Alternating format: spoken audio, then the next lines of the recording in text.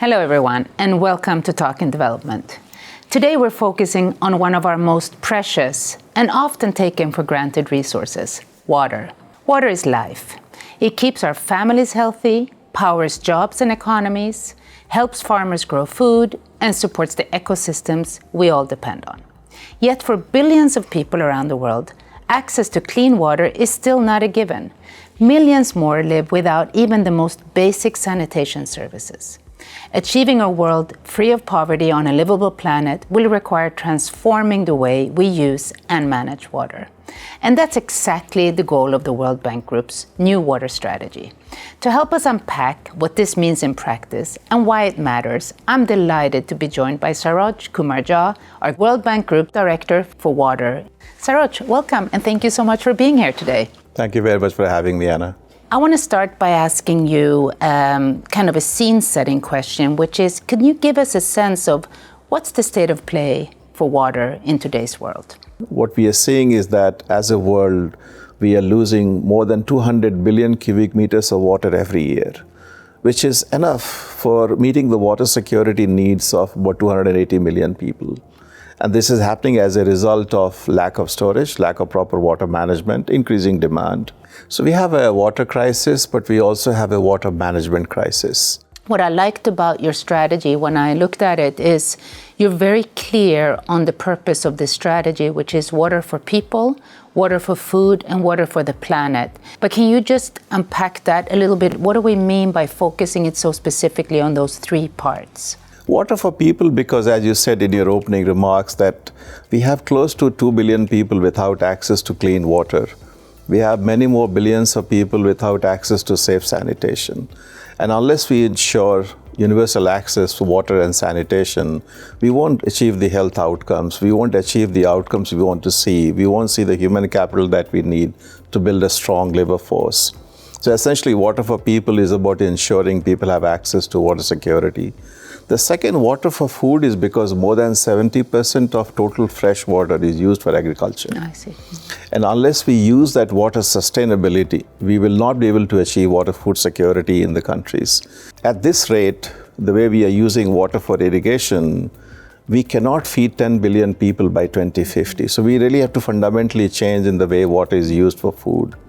And finally, the third pillar of the water strategy is water for planet. Mm-hmm. And that's essentially because the current water management practices are not sustainable. We are losing fresh water very rapidly. We have not really invested in building water storage. So as a result, you have what we call drying of regions on a continental scale. You have deserts, you have hotspots which are absolutely dry.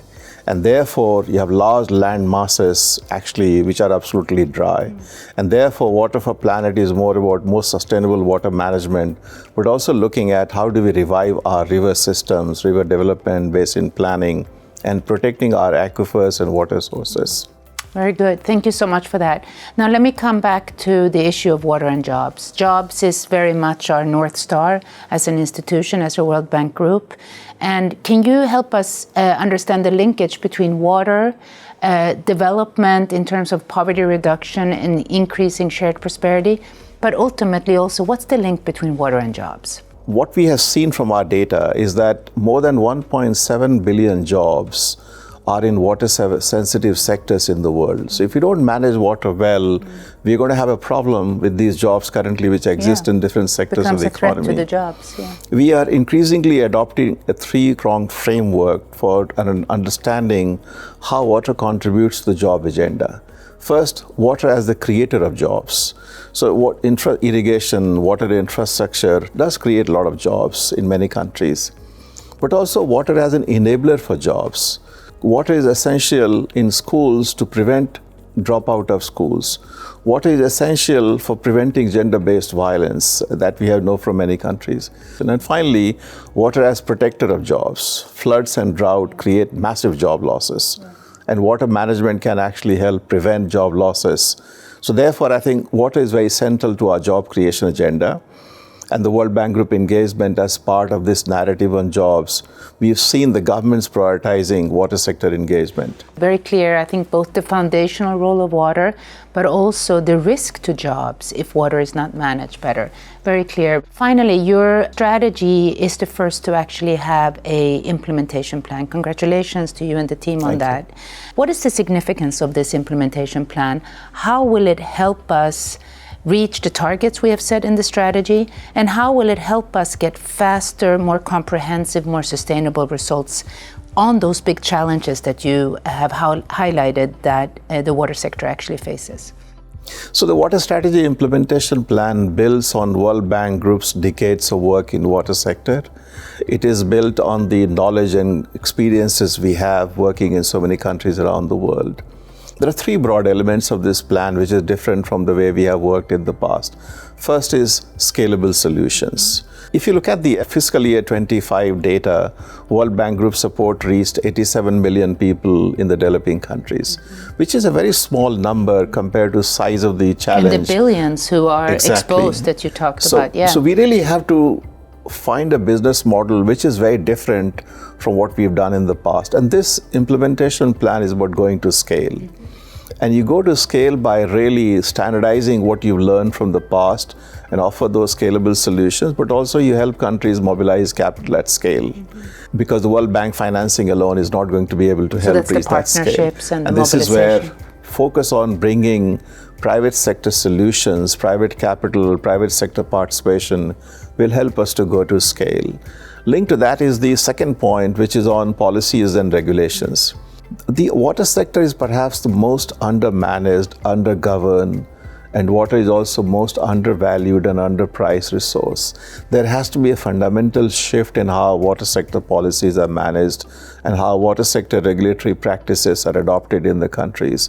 So there is going to be emphasis in World Bank Group support to the countries to adopt right kind of policies which can enable private sector participation and also help governments to mobilize private capital in the sector. It requires a long-term engagement to help governments really reform the sector. And therefore, the World Bank Group increasingly will take a much more longer-term approach through multi-phase approaches, where starting from the initial phase on focus more on the policies and building institutions, and in the subsequent phases, you essentially help crowd in more private capital in the sector.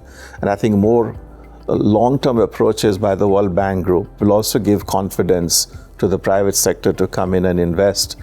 We think also that's an innovation. We certainly want to build on the opportunity we have in bringing digital and AI in the way water sector's resources and infrastructure are designed and operated. That can have huge savings in terms of the efficiency and the cost of operating this infrastructure as well. So we're very excited about the Water Strategy Implementation Plan. At the center of all this is a One World Bank Group approach. So MIGA, IFC, and the World Bank really going together and helping countries to really solve this water challenge. And I understand you're also utilizing this concept that we've been working on for the last few years of ensuring we kind of construct compacts with the countries to make sure we help them bring the World Bank Group solutions, but also it fits so nicely into their own development priorities so that we can really push it, and also with external partners. Great, Saroj, thank you so much, and best of luck with all of it, and count on my support. You know, I'm very passionate about your sector and excited to see it be playing out in so many of our country client settings. So look forward to seeing it take off and fast and at scale. So thank you so very much. Thank you, Anna. And as always, here's my take.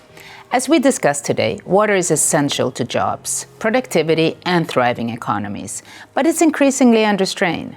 The World Bank Group's new water strategy is built on a simple idea. Water security isn't just about access. It's about building resilient, prosperous societies. Investments in water deliver strong economic returns, strengthens communities, and supports long-term growth. That's why the strategy brings together solutions for people, food, and the planet. Through a more coordinated, country-led approach, it links policy reform, infrastructure, and private capital to mobilize significantly more financing and deliver impact at scale. This strategy marks an ambitious step forward and a strong foundation for broader global action. Well, that's all for today. Thank you for watching, and I'll see you next time on Talking Development.